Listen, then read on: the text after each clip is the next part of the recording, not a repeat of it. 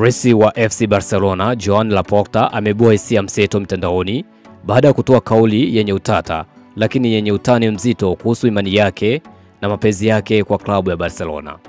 Laporta alisema wazi kuwa anaamini kuna Mungu lakini si mtu anayefuata dini kwa utaratibu wa kila siku. Na mnukuu alichoweza kuongea, "Ninaamini kuna Mungu. Yeye hunisaidia kuamini ingawa mimi si Mkatoliki wa kutekeleza ibada mara kwa mara." Lakini kilichowavutia zaidi ni jinsi alivyofananisha imani yake na upendo wake kwa Barcelona.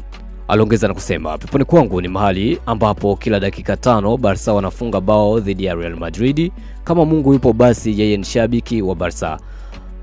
Kauli hii imezua mjadala mkali kupitia vyombo vya habari mbalimbali duniani kote kwa ujumla baada ya kutoa kauli hii ya kusema kuwa kama Mwenyezi Mungu yupo basi ni shabiki moja kwa moja wa timu ya Barcelona. Wewe kama shabiki wa Barcelona lakini pia wewe kama mpenzi wa soka ulimwenguni kote.